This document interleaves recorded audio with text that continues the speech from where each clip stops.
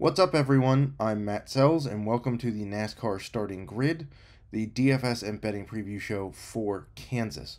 We're going to do it a little different this week. We're going to tell you kind of how to use the odds compared to DFS pricing to go find value on the slate for DFS for the Hollywood Casino 400. So the first one I want to talk about, first driver we're going for, the guy we mentioned last week, Austin Dillon. This time we're not going after him to win. I'm pointing out the top 10 line that's on DraftKings right now is plus 125. That's a little interesting to me. He's one of 4 drivers to finish in the top 15 each time in the last 4 races here. His salary at what it is on DraftKings puts him 17th in salary. He's 18th in the top 10 odds at plus 125.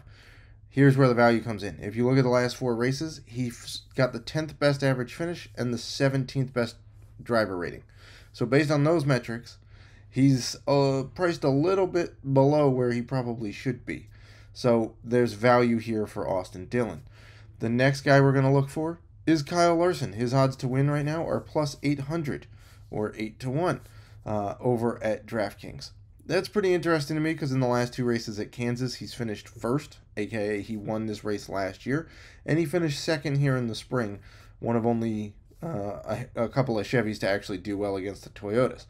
So the plus 800 odds puts him 5th, gives him the 5th longest odds there to win, as well as the 5th longest for top 3, top 5, and top 10 finish. He's got the 3rd highest salary on DraftKings, and yet he's averaged the most DraftKings points over the last 4 races here at more than 82 a race, which puts him 27 points better than the next closest guy. So there's value here because he's the highest scoring guy in the last 4 races, but he's not priced that way, nor are the odds priced there either. So the next guy we're going to talk about, we're going with Brad Keselowski. Now, it took me a little bit to come around to Keselowski this season, but his top 10 odds right now are plus 200 or 2-1. Over the last 4 races here, though, he's posted the 5th most DraftKings points, including when he finished 14th here in the spring race after starting 30th. He's got the 10th best driver rating in that span over the last 4 races here, which makes his salary a little bit too low. He's the 21st most expensive guy in the field on DraftKings this week. And yet, he's been very, very good. He's also 21st in terms of odds to get top 10. So, that's an undervalue at my perspective on Brad Keselowski. Now, the last guy we're going to talk about here, we're going to switch it up. We're going to go with a guy who's a little bit overpriced for what he offers here, and that's Daniel Suarez. Everybody loves Trackhouse, but I think they peaked a little bit too early because if we look at what Ross Chastain has done in the last 2 months, not great. Daniel Suarez, a little better, but still, we're coming to Kansas. The top 10 line for him is even, but he has no top 10s in the last 4 races at Kansas.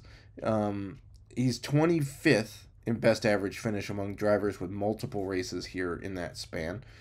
He's 20th in average DK points in that span as well, and 22nd in driver rating. Yet, his salary puts him as the 13th highest priced guy, and the even line puts him at the 16th best odds for a top 10. So, the performance isn't matching the salary or the odds, so that's a bit of an overprice for me on that one. So, well, thank you for watching. And go ahead and check out fantasyalarm.com the rest of this weekend for more NASCAR DFS content. You can check out the weekly podcast for myself and Dan Malin, where we talk about the kind of track Kansas is, what it compares to, do a full field driver breakdown, talking about most of the drivers in the field. Then this weekend we'll have a playbook out, giving you the top plays for cash and GPP for FanDuel and DraftKings.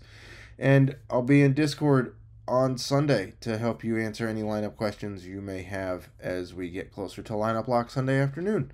And with that, enjoy your weekend.